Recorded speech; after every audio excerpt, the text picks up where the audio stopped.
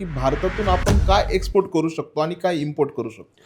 भाजीपाला झाला, फळं झाली किंवा त्याच्यावरती प्रोसेसिंग केलेली जे काही कृषी उत्पादनं जे काही आहेत तर ते मोठ्या प्रमाणावरती एक्सपोर्ट होताना एक आपल्याला दिसतंय. सोलर पॅनल जे काही आहेत ते मोठ्या प्रमाणावरती इंडियामध्ये एक्सपोर्ट होताना देखील एक आपल्याला दिसतंय. सर, इम्पोर्ट एक्सपोर्टचा जर बिझनेसचा विचार केला तर हा बिझनेस कसा सुरू करायचा हेच लोकांना समजत नाही.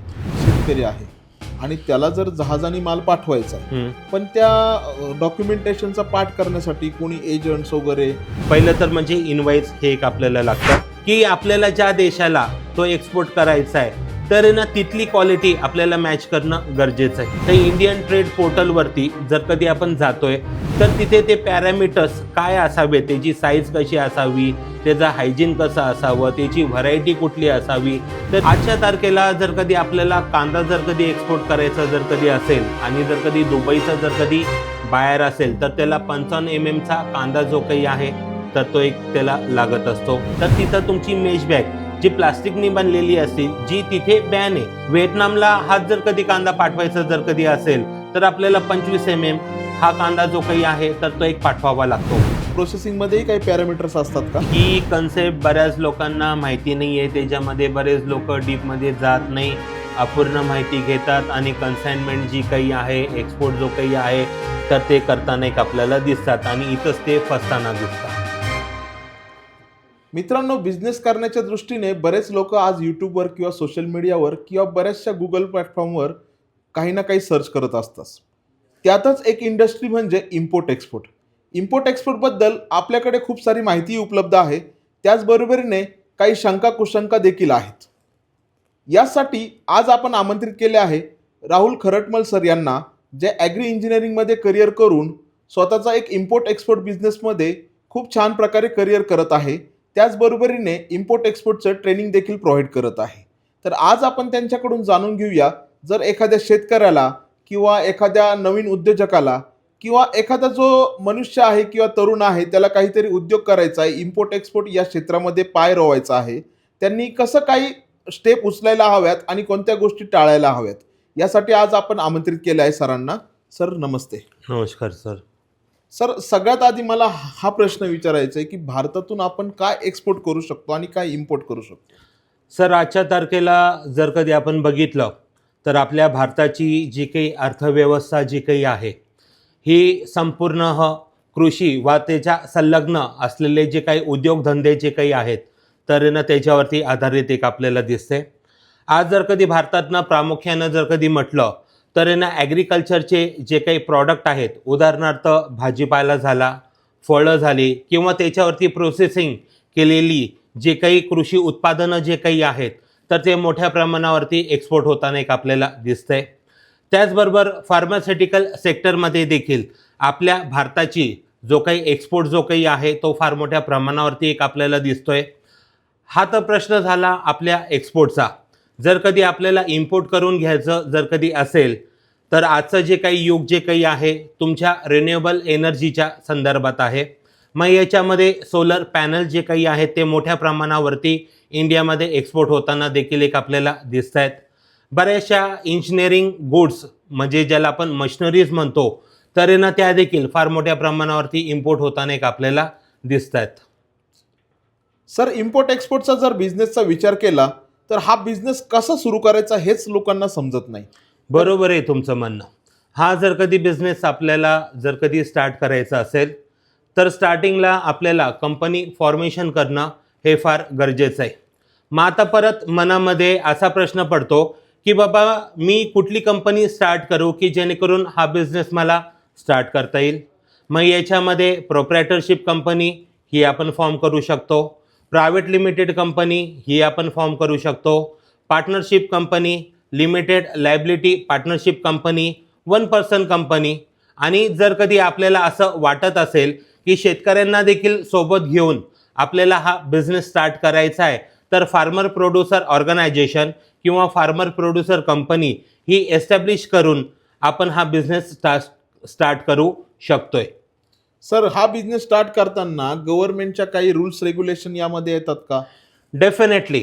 आज जर कधी आपण प्रॅक्टिकली जर कधी बघायला जर कधी गेलो, आज बिझनेसचे आपल्याला 2 प्रकार दिसतात. पहिला तर आहे डोमेस्टिक बिझनेस. डोमेस्टिक बिझनेस म्हणजे असा की महाराष्ट्राचा कापूस आपण जर कधी पंजाबला पाठवतोय किंवा पंजाबचा गहू आपल्या जर कधी महाराष्ट्रामध्ये आणतोय, तर हा डोमेस्टिक बिझनेस एक आपल्याला दिसतो. तर हा जो काही बिझनेस जो काही असतो याच्यामध्ये देणारा आणि घेणारा हे दोघंच इन्व्हॉल्व असतात. परंतु जेव्हा आपण जागतिक स्तराचा जेव्हा विचार करतो म्हणजेच इम्पोर्टचा किंवा एक्सपोर्टचा, तर ते दोन व्यापारी याच्यामध्ये ते इन्व्हॉल्व असतातच असतात. पण त्याचबरोबर त्या दोन्ही देशाच्या गव्हर्नमेंट्स आणि त्यांचे रूल्स आणि रेग्युलेशन व त्यांनी बांधलेली जी काही सिस्टीम जी काही आहे तर ना ती देखील त्याच्यामध्ये इन्व्हॉल्व असलेली एक आपल्याला दिसते. मग आता ती इन्व्हॉल्व असताना एक आपल्याला कशाच्या माध्यमातून दिसतं, पहिल्यांदा जेव्हा आपण कंपनी फॉर्मेशन करतोय तर मिनिस्ट्री ऑफ कॉर्पोरेट अफेअर्सच्या माध्यमातून आपलं रजिस्ट्रेशन जे काही आहे गव्हर्नमेंट ऑफ इंडियाकडे होताना एक आपल्याला दिसतंय.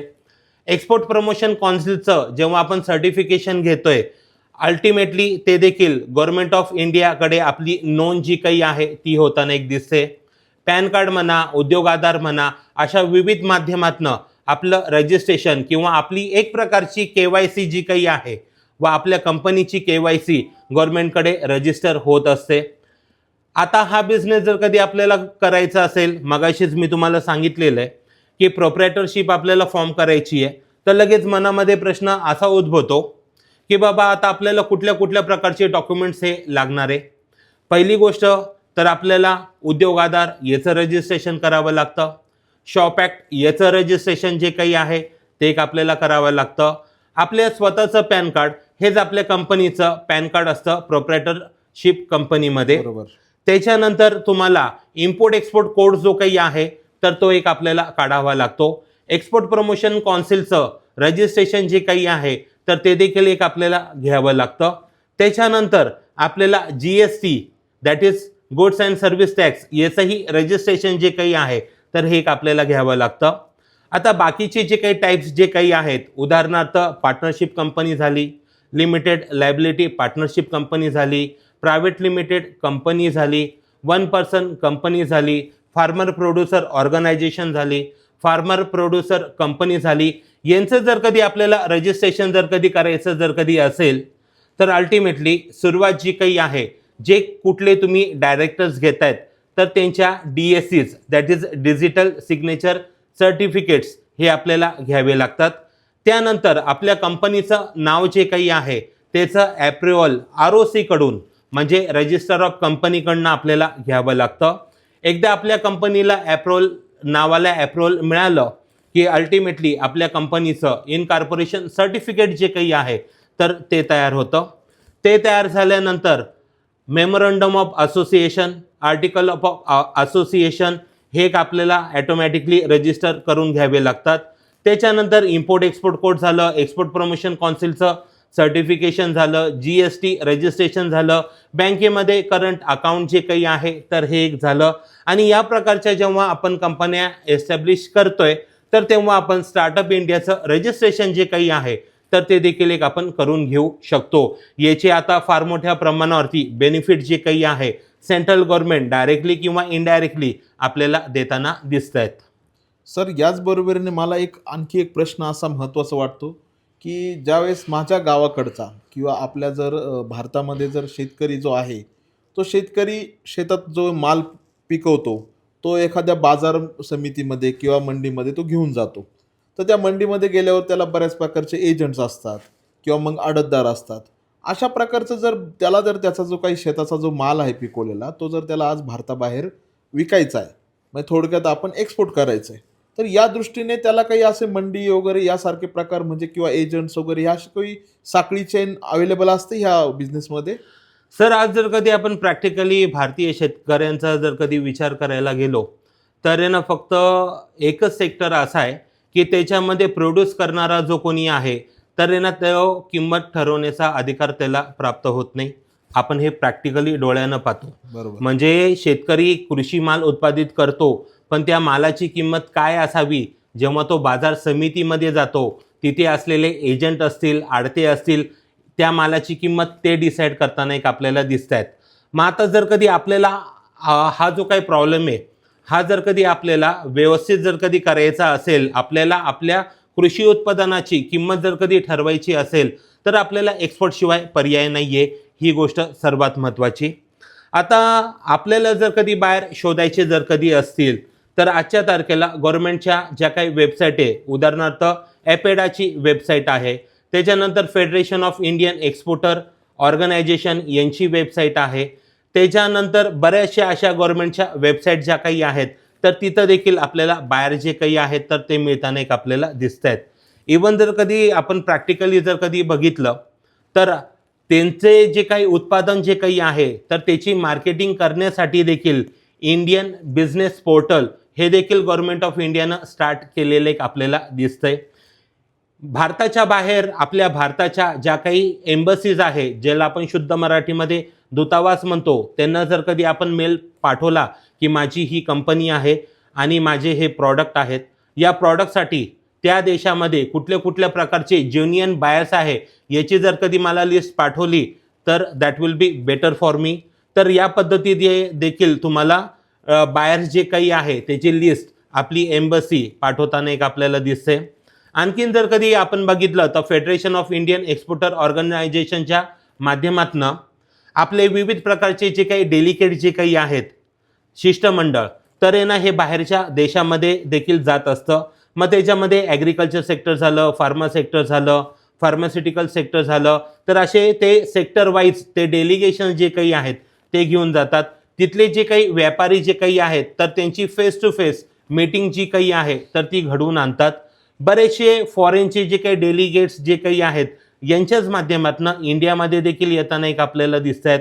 आता बरेच जण म्हणतील की आम्हाला फॉरेनमध्ये जाणं शक्य नाही आहे, पण इंडियातल्या इंडियात ते एक आपण अटेंड करू शकतो. एखादी व्यक्ती म्हटलं की नाही मला तेही शक्य नाही आहे, तर ऑनलाईन देखील ह्या व्हर्च्युअल मीटिंग ज्या काही आहेत फेडरेशन ऑफ इंडियन एक्सपोर्टर ऑर्गनायझेशनच्या वतीनं भारत सरकार जे काही आहे आपल्याला फॅसिलिटेट करताना एक दिसतंय. सर, आता आपण म्हटलो की आता ही सगळी सिस्टीम आपल्याकडे जशी बाजार समितीमध्ये आहे तशी इंटरनॅशनल लेवलवरती पण देखील आहे. पण आणखी प्रश्न असे मनात उभे राहतात की माझी शेती आहे 1 एकर शेतीमध्ये समजा माझ्याकडे जो काही प्रोडक्शन झालं आहे ते समजा झालं आहे की 5 टन झाले, 5000 किलो झालं आहे, तर कंटेनरची साईज किती असते आणि तेवढा माझा जर माल थोडक्यात असेल तर तेवढाच माझा जो काही प्रोड्यूस झालेला जो माल आहे तो तेवढाच मी पाठवू शकतो का? सर, आता आपल्या भारतीय लोकांच्या मनामध्ये एक फार मोठा समजणे म्हणता येणार, आपण त्याला गैरसमजच म्हणू, की आज जर कधी मला कांदा पाठवायचा असेल तर तो मला 29 ते 30 टन एवढाच पाठवावा लागेल. आज जर कधी मला G4 मिरची जर कधी परदेशामध्ये एक्सपोर्ट करायची असेल तर ती 12 टनच पाठवावी लागेल. द्राक्षे पाठवायचे म्हटले तर मला 15 टनच पाठवावं लागतील. तर असं काही नाही आहे. आता याच्यामध्ये आपल्याला 2 कन्सेप्ट दिसतात. एक आहे LCL, दुसरी आहे FCL. LCL म्हणजे काय? लेस दॅन कंटेनर लोड. म्हणजे आज जर कधी एका कंटेनरमध्ये 30 टन जर कधी कांदा जात असेल आणि आपल्याकडे फक्त 5 टनच अवेलेबल आहे तर मी पाठवू शकतो का? तर डेफिनेटली आपण LCLच्या माध्यमातून, that is less than container लोडच्या माध्यमातून सदरचा माल जो काही आहे तर तो आपण एक्सपोर्ट करू शकतोय. आणि पुढं जाऊन आपल्याला जर कधी आपण सप्लायर शोधले आणि आपल्याला रेग्युलर ऑर्डर ज्या काही आहेत या येतच जातात, कारण अन्नधान्य जे काही आहे तर आहे ना हे मोठ्या प्रमाणावरती जागतिक स्तरावरती हे लागतच असतं. त्याचे ऑर्डर ज्या काही आहे व त्यांची सस्टेनेबिलिटी जी काही आहे ही फार मोठ्या प्रमाणावरती एक आपल्याला दिसते. मग तेव्हा विविध प्रकारचे जे काही सप्लायर जे काही आहेत तर ते शोधून तो माल उपलब्ध करून शेतकरी जो काही आहे मोठ्या प्रमाणावरती एक्सपोर्ट करून स्वतःला, स्वतःच्या कुटुंबाला किंबहुना आपल्या राष्ट्राला तो समृद्ध करू शकतोय.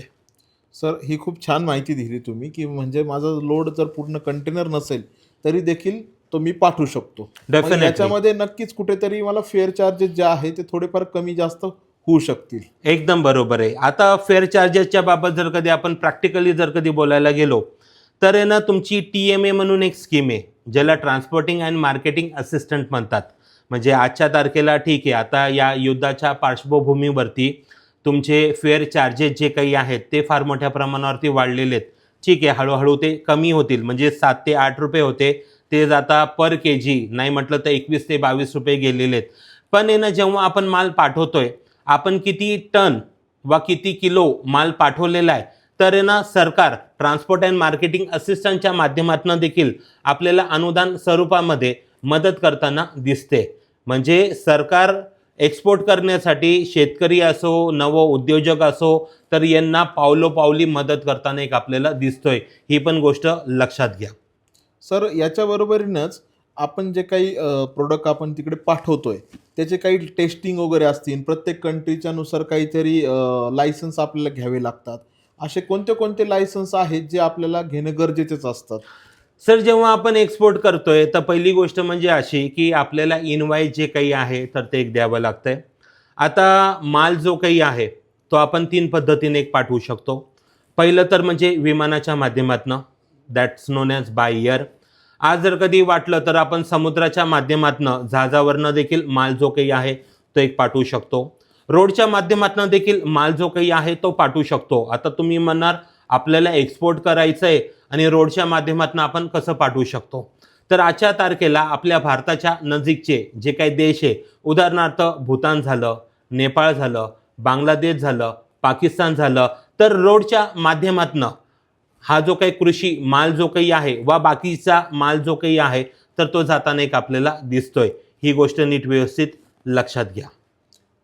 सर याचबरोबरीने जर माझा एक संगमनेरमध्ये राहणारा एक व्यक्ती आहे, शेतकरी आहे आणि त्याला जर जहाजाने माल पाठवायचा आहे, पण त्या डॉक्युमेंटेशनचा पाठ करण्यासाठी कोणी एजंट्स वगैरे किंवा मग तो स्वतःच तिकडे जाणार येणार, त्याचा वेळ खर्च होणार, मग कोणी एजंटची साखळी वगैरे अशी काही असते का? आता जेव्हा आपण एक्सपोर्ट करतोय पहिलं तर म्हणजे इनवाईस हे एक आपल्याला लागतं. त्याच्यानंतर BL जर कधी आपण समुद्राच्या माध्यमातून माल पाठवत असू तर आपल्याला बिल ऑफ लेडिंग जे काही आहे तर हे लागत असतं. विमानाच्या माध्यमातून पाठवतोय तर एअरवे बिल जे काही आहे तर हे एक आपल्याला लागत असतं. त्याचबरोबर आपल्याला सर्टिफिकेट ऑफ ओरिजिन जे काही आहे ते देखील एक लागतं. फायटो सॅनिटरी सर्टिफिकेशन जे काही आहे तर आहे ना ते देखील एक आपल्याला लागत असतं. इवन आपल्याला पोर्ट रजिस्ट्रेशन जे काही आहे ते करावं लागतं. आता पोर्ट रजिस्ट्रेशन करण्यासाठी AD कोड हा आपल्याला बँकेकडनं घ्यावा लागतो, ज्याला आपण ऑथराइज डीलर कोड एक असं म्हणतो. त्याच्यानंतर आपल्याला जर कधी ऑर्गॅनिकचा जर कधी माल पाठवायचा जर कधी असेल तर आपल्याला NPOP सर्टिफिकेशन लागतं. आता NPOP म्हणजे काय? National programme for organic production. परंतु तोच माल जर कधी आपल्याला USA जर कधी पाठवायचा जर कधी असेल तर आपल्याला NOP सर्टिफिकेशन जे काही आहे तर आपल्याला ते घ्यावं लागतं, that is national organic production. आणि एखादी शेतकरी म्हणत असेल की बाबा मी आता रासायनिक खताचं किंवा ना तुमचं केमिकलचा कुठल्याही प्रकारचा वापर करत नाही आहे आणि आता मी तुमचा निमार्क म्हणा, शेणखत म्हणा, गांडूळ खत म्हणा याचा वापर करून मी माझं कृषी उत्पादन घेतोय, मग तेव्हा तुम्ही रेसिड्यू फ्री म्हणून माल जो काही आहे तर तो विकू शकतोय. पण त्याच्यासाठी तुम्हाला पार्टिसिपेटरी गॅरंटी सिस्टीम ज्याला आपण PGS सर्टिफिकेशन म्हणतो तर आहे ना ते आपल्याला करणं अनिवार्य आहे. ही गोष्ट नीट व्यवस्थित लक्षात घ्या. सर एक प्रॅक्टिकली एक्झाम्पल देतो की माझ्या शेतामध्ये जर हरभरा पिकलाय, आज माझ्याकडे 5 टन हरभरा आहे, तर तो मला जर एक्सपोर्ट करायचा असेल तर मी तो कसा करायला हवा?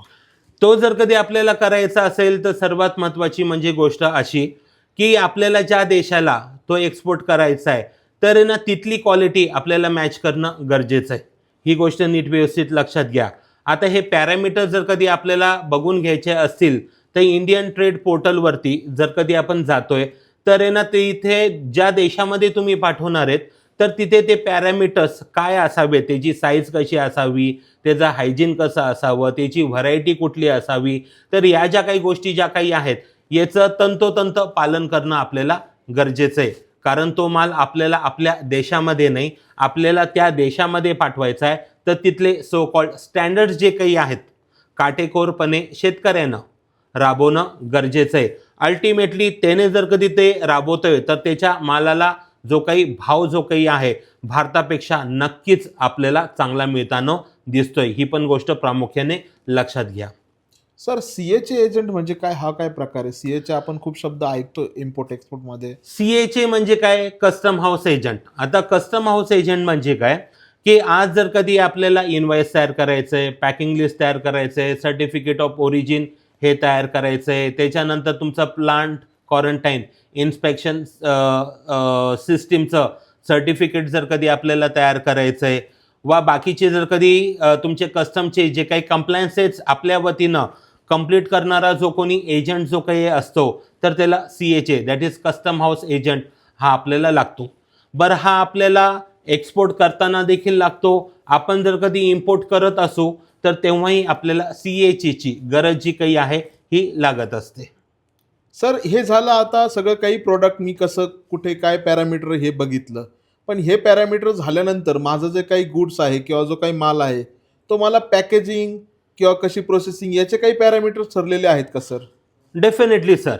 आज जर कधी आपली कमोडिटी चेंज होते आणि ज्या देशाला आपण पाठवतोय तो जरी आपला चेंज झाला तर त्या अनुषंगाने पॅकेजिंग जी काही आहे तर ती आपल्याला चेंज करावी लागते. आता तुम्ही म्हणाल हे कसं? आजच्या तारखेला जर कधी आपल्याला कांदा जर कधी एक्सपोर्ट करायचा जर कधी असेल आणि जर कधी दुबईचा जर कधी बायर असेल तर त्याला 55 mm चा कांदा जो काही आहे तर तो एक त्याला लागत असतो. अल्टिमेटली त्याला पॅकेजिंग जी काही आहे ती 50 किलोची लागते, ती पण मेश बॅगमध्ये लागताना एक आपल्याला दिसते. पण आता तो जर कधी आपल्याला युरोपियन कंट्रीमध्ये जर कधी पाठवायचा असेल तर तिथं तुमची मेश बॅग जी प्लास्टिकनी बनलेली असते जी तिथे बॅन आहे, मग तिथं तुम्हाला गनी बॅग जी काही आहे तर ती यूज करावी लागते. व्हिएतनामला हाच जर कधी कांदा पाठवायचा जर कधी असेल तर आपल्याला 25 mm हा कांदा जो काही आहे तर तो एक पाठवावा लागतो. म्हणजे सांगायचं तात्पर्य असं, कमोडिटी एकच आहे, फक्त कंट्री चेंज होते तर त्याची पॅकेजिंग साईज किंवा पॅकेजिंग मटेरियल हे देखील चेंज होताना एक आपल्याला दिसतंय. ही गोष्ट नीट व्यवस्थित लक्षात घ्या.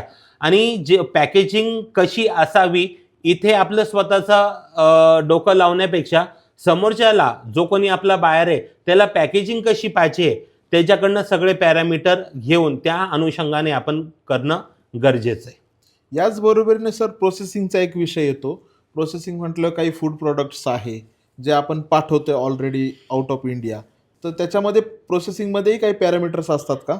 Sir definitely. आता जर कधी आपण कृषी उत्पादनांचा जर कधी विचार करायला गेलो तर आहे ना याच्यामध्ये 2 प्रकारच्या कमोडिटीज दिसतात. एक पेरिशेबल, दुसरी आहे नॉन पेरिशेबल. आता ती 100% नॉन पेरिशेबल असं तर आपल्याला म्हणता येणार नाही. पेरिशेबल म्हणजे काय? जो नाशवंत माल आहे. उदाहरणार्थ भाजीपाला झाला, त्याच्यानंतर तुमचे फ्रूट्स झाले, हे काही कालांतराने म्हणजे नाही म्हटलं तर 8-15 दिवसाच्या आतमध्ये ते नाशवंत होताना एक आपल्याला दिसत आहेत. त्याच्यानंतर नॉन पेरिशेबलचा जर कधी आपण विचार जर कधी केला तर याच्यामध्ये आपण गहू झालं, तांदूळ झालं, कडधान्य झाले, भरड धान्य झाले, तर हे एक आपल्या याच्यामध्ये येत आहेत. मग आता हा भाजीपाला हा जर कधी आपल्याला टिकवायचा आहे तर अल्टिमेटली आपल्याला त्याच्यावरती प्रोसेसिंग करणं गरजेचं आहे. मग आता प्रोसेसिंग जर कधी करायची जर कधी असेल तर त्याच्यामध्ये आपण डिहायड्रेशन ही प्रोसेस एक करू शकतो. डिहायड्रेशन झाल्यानंतर त्याला पावडरी फॉर्ममध्ये आपण त्याला कन्वर्ट करू शकतो. त्याच्यानंतर आहे ना आपण फ्रोझन हा जो काही टाईप जो काही आहे याच्यामध्ये देखील एक जाऊ शकतो. नाही म्हटलं तर आहे ना जो आपला मेथीचा भाजीपाला जो काही आहे तो आपण जर कधी असाच फ्रेश जर कधी ठेवला तर 2-3 दिवसानंतर ते खराब होऊन जातं. पण तेच जर कधी आपण डिहायड्रेटेड जर कधी केलं तर आहे ना 8 ते 10 महिने काही बघायची आपल्याला गरज नाहीये. म्हणून प्रोसेसिंग करणं ही फार महत्त्वाची गोष्ट आहे. मग त्याच्यामध्ये कॅनिंग पण केलं जातं, चिलिंग पण केलं जातं, विविध प्रकारच्या प्रोसेसिंग या आपण करू शकतो. आणि प्रोसेसिंगचे 2 फायदे एक आपल्याला दिसत आहेत. पहिलं तर म्हणजे त्या प्रॉडक्टची कॉस्टिंग जी काही आहे तर ती एक वाढताना एक आपल्याला दिसते, ज्याला आपण व्हॅल्यू ॲडिशन म्हणतोय. आणि दुसरं म्हणजे असं की ना त्याची शेल्फ लाईफ जी काही आहे किंवा त्याची टिकून राहण्याची क्षमता जी काही आहे ती प्रचंड वाढताना एक आपल्याला दिसते. म्हणजे शेतकऱ्याला म्हणा कुठल्या प्रकारचं सेलिंग प्रेशर जे काही आहे तर त्याच्यावरती राहताना आपल्याला दिसत नाहीये. ही गोष्ट नीट व्यवस्थित लक्षात घ्या. सर, याच्यामध्ये आणखी एक गोष्ट महत्त्वाची आहे की आपलं पेमेंट कसं सिक्युअर करता येतं. कारण आपण प्रोडक्ट तर आपण समोरच्याला पाठवणार आहे, बरोबर, पैसे त्याच्याकडून येण्यासाठी काही कालावधी तर निश्चित लागणार आहे. साहजिकच तर आहे. ही जी पद्धत आहे पेमेंटची, आपल्याकडे साधारणतः माल मंडीमध्ये देतात, पैसे घेऊन येतात, पण इकडे तर थांबायचंय कारण बायर समोर नाहीये आपल्या. तर ही प्रोसेस कशी रन होते यामध्ये? सर आता याच्यासाठी इंटरनॅशनल लेवलला एक इन्स्ट्रुमेंट यूज केलं जातं ज्याला लेटर ऑफ क्रेडिट, ज्याला ॲब्रिव्हेटेड फॉर्ममध्ये LC असं म्हटलं जातं. त्याच्यामध्ये 13 प्रकारचे लेटर ऑफ क्रेडिट जे काही आहेत तर ते एक आपल्याला दिसतात. मग त्याच्यामध्ये जर कधी सर्वात सेक्युअर जर कधी आपण म्हटला तर इररिव्होकेबल लेटर ऑफ क्रेडिट असं म्हटलं जातं. जर कधी ते आपण घेतोय तर अल्टिमेटली आपलं पेमेंट जे काही आहे तर ते इंटरनॅशनल लेवलला सिक्युअर होताना एक आपल्याला दिसतंय. आणि ही गोष्ट आपल्या बऱ्याच एक्सपोर्टर लोकांना माहिती नसल्या कारणानं ते कन्साइनमेंट करतात आणि त्यांचं पेमेंट जे काही आहे तर ते बुडताना दिसतं आणि त्याच्यानंतर तो एक्सपोर्टर पहिल्याच कन्साइनमेंटमध्ये स्वतःचा व्यवसाय बिझनेस जो काही आहे तर तो थांबवताना दिसतोय. म्हणून LC करणं फार गरजेचं आहे. याचे काही चार्जेस वेगळे पडतात सर? याचे चार्जेस जे काही आहेत हे फार कमी असतात, ही पण गोष्ट नीट लक्षात घ्या. आणि त्याची जर कधी आपल्याला डिटेल माहिती जर कधी घ्यायची असतील चार्जेसच्या बाबत, कारण बँकेच्या अनुषंगाने ते चेंज होत राहतात. मग जिथं तुमचं करंट अकाउंट जे काही आहे तिथं एक तुमचं फॉरेन ट्रेडचं एक स्पेशल डिपार्टमेंट असतं. त्याच्यासाठी एक अधिकारी जो काही आहे तर तो अपॉइंट केलेला असतो. तुम्ही अधिक माहिती त्यांच्याकडनं घेऊ शकतात, पण हे चार्जेस खूप कमी असतात. सर याचबरोबरने आपण एक्सपोर्टचा विचार केला, इम्पोर्टही क्षेत्र खूप महत्त्वाचं आहे सर. बरोबर. इम्पोर्टमध्ये आपण खूप सारे प्रोडक्ट मागवतो, तेही आपल्याला कमी प्रमाणात जर मागवायचे असेल तर मागू शकतो का? तेही आपण कमी प्रमाणामध्ये मागू शकतो, तो काही प्रॉब्लेम नाही आहे. परंतु आज जर कधी आपण प्रॅक्टिकली बघितलं तर आहे ना, ज्या काही फॉरेनच्या कंपन्या असतात तर त्यांच्या मिनिमम क्वांटिटी जी काही आहे, म्हणजे तुम्ही 1 किंवा 2 असं मागू शकत नाही. आता मिनिमम 100 पीस किंवा 200, 500, 1000 पीस अशा त्यांच्या दिलेल्या असतात, त्या अनुषंगाने आपण मागू शकतो. आणि जशी एक्सपोर्टची माहिती आहे तशीच इम्पोर्टची माहिती देखील सगळीकडे अवेलेबल आहे त्या प्लॅटफॉर्म. डेफिनेटली. सर आणखी एक गोष्ट अशी आहे, आपण बाहेर ट्रेड करतोय, जेणेकरून आपलं प्रोडक्ट आपण बाहेर विकतोय देशाच्या बाहेर. अल्टिमेटली आपण काय करतोय की आपल्याकडे फॉरेन करन्सी आपण घेऊन येतोय. या बदल्यात सरकार आपल्याला काही वेगळं अनुदान देतं का? डेफिनेटली. आपल्याला ड्युटी ड्रॉबॅक म्हणा किंवा रॉटेपच्या माध्यमातून आपल्याला ही जी काही अनुदान इनडायरेक्टली पद्धतीनं ते जे काही रिवॉर्ड पॉईंट जे काही आहेत आपल्या इम्पोर्ट एक्सपोर्ट कोडवरती जमा होताना एक आपल्याला दिसत आहेत.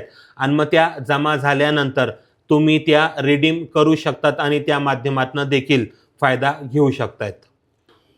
सर बहुतेक वेळा हा एक शब्द आपल्या नेहमी कानावर पडतो, ECGC. ही काय कन्सेप्ट आहे इम्पोर्ट एक्सपोर्टमध्ये सर?